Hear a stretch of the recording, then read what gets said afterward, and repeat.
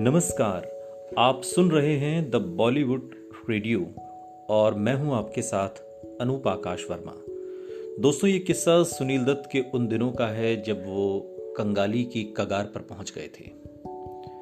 बॉलीवुड के मशहूर एक्टर सुनील दत्त ने अपनी फिल्मों और अपने काम से जबरदस्त पहचान बनाई थी।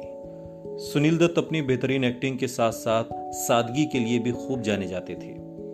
उन्होंने बॉलीवुड के साथ साथ राजनीति में भी अपना सिक्का बखूबी जमाया था।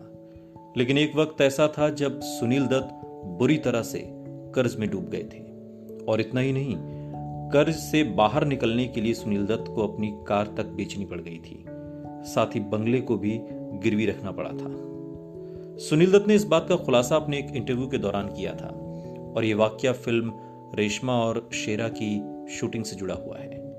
इस फिल्म में सुनील दत्त और वहीदा रहमान ने मुख्य भूमिका निभाई थी। साथ ही अमिताभ बच्चन, विनोद खन्ना और राखी भी इस फिल्म में अहम भूमिका निभाते हुए नजर आए थे। इस फिल्म के जरिए ही सुनील दत्त ने डायरेक्टोरियल डेब्यू किया था। सुनील दत्त ने इस फिल्म के बारे में बात करते हुए अपने इंटरव्यू में कहा था, जब तक फिल्म पूरी हुई तब तक मुझ पर करीब 60 लाख रुपए का कर्ज चढ़ चुका था। इसके अलावा मैंने एक एक्टर के तौर पर मुझे मिली 5 फिल्में भी ठुकरा दी थी। सुनील दत्त ने आगे बताया कि फिल्म के फ्लॉप होने के बाद लोग अपने अपने पैसे मांगने के लिए आने लगे थे। सुनील दत्त ने इस सिलसिले में आगे कहा कि मैं 42 साल का था और 3 बच्चों का पिता था। उस वक्त मेरे पास पैसे नहीं थे, यहाँ तक कि मेरी 6 से 7 कार भी बिक चुकी थी। एक कार बची थी जो बच्चों को स्कूल छोड़ने और उन्हें लाने के लिए थी। मैंने हर जगह बस में सफर करना शुरू कर दिया था।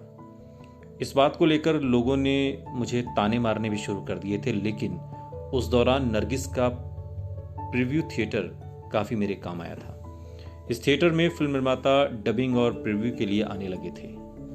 उस दौर की मीडिया रिपोर्ट्स की माने तो फिल्म रेशमा और शेरा सुनील दत्त ने अमिताभ बच्चन को बॉलीवुड में ब्रेक देने के लिए बनाई थी। दरअसल नरगिस और सुनील दत्त को भारत की पूर्व प्रधानमंत्री इंदिरा गांधी का खत मिला था, जिसमें बिग बी को बॉलीवुड में ब्रेक देने की बात कही गई थी। कई प्रोडक्शन हाउस से बातचीत करने के बाद जब कहीं भी अमिताभ बच्चन के लिए कोई बात नहीं बन पाई तो सुनील दत्त और नरगिस ने खुद ही फिल्म बनाने का फैसला कर लिया, जिसके बाद रेशमा और शेरा बनाई गई। लेकिन इस फिल्म ने सुनील दत्त को कंगाली की कगार पर पहुंचा दिया। सुनते रहिए द बॉलीवुड रेडियो, सुनता है सारा इंडिया।